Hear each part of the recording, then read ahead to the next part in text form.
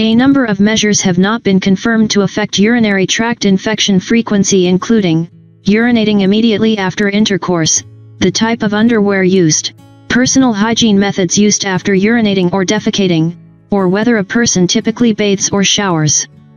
There is similarly a lack of evidence surrounding the effect of holding one's urine, tampon use, and douching.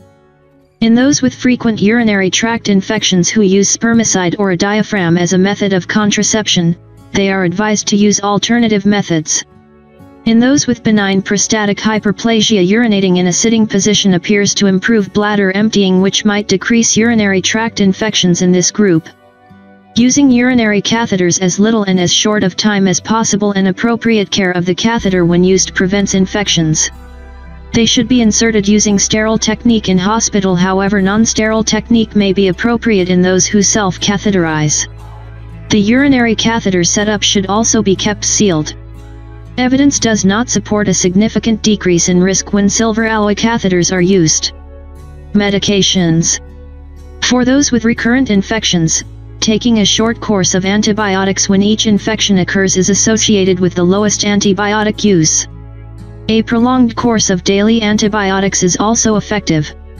Medications frequently used include nitrofurantoin and trimethoprim/sulfamethoxazole, TMP/SMX.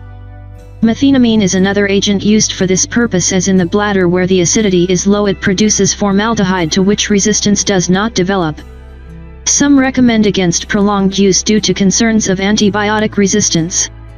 In cases where infections are related to intercourse, taking antibiotics afterwards may be useful. In postmenopausal women, topical vaginal estrogen has been found to reduce recurrence. As opposed to topical creams, the use of vaginal estrogen from pessaries has not been as useful as low-dose antibiotics. Antibiotics following short-term urinary catheterization decreases the subsequent risk of a bladder infection. A number of vaccines are in development as of 2011. Children. The evidence that preventative antibiotics decrease urinary tract infections in children is poor. However, recurrent UTIs are a rare cause of further kidney problems if there are no underlying abnormalities of the kidneys, resulting in less than 0.33%, 0.33%, of chronic kidney disease in adults. Whether routine circumcisions prevents UTIs has not been well studied as of 2011. Alternative medicine. Some research suggests that cranberry juice or capsules may decrease the number of UTIs in those with frequent infections. A Cochrane review concluded that the benefit, if it exists, is small. Long-term tolerance is also an issue, with gastrointestinal upset occurring in more than 30%. Cranberry juice is thus not currently recommended for this indication. As of 2015, probiotics require further study to determine if they are beneficial. Treatment. The mainstay of treatment is antibiotics. Phenazopyridine is occasionally prescribed during the first few days in addition to antibiotics to help with the burning and urgency sometimes felt during a bladder infection. However, it is not routinely recommended due to safety concerns with its use, specifically an elevated risk of methemoglobinemia, higher than normal level of methemoglobin in the blood. Acetaminophen, paracetamol, may be used for fevers. There is no good evidence for the use of cranberry products for treating current infections. Asymptomatic bacteriuria. Those who have bacteria in the urine but no symptoms should not generally be treated with antibiotics. This includes those who are old, those with spinal cord injuries, and those who have urinary catheters. Pregnancy is an exception, and it is recommended that women take 7 days of antibiotics. If not treated, it causes up to 30% of mothers to develop pyelonephritis and increases risk of low birth weight and preterm birth. Some also support treatment of those with diabetes mellitus and treatment before urinary tract procedures, which will likely cause bleeding. Uncomplicated. Uncomplicated infections can be diagnosed and treated based on symptoms alone. Antibiotics taken by mouth such as trimethoprim/sulfamethoxazole, TMP/SMX, nitrofurantoin, or fofamicin are typically first line. Cephalosporins, amoxicillin/clavulanic acid, or a fluoroquinolone may also be used. However, resistance to fluoroquinolones among the bacterial that cause urinary infections has been increasing. The FDA recommends against the use of fluoroquinolones when other options are available due to higher risks of serious side effects. These medications substantially shorten the time to recovery, with all being equally effective.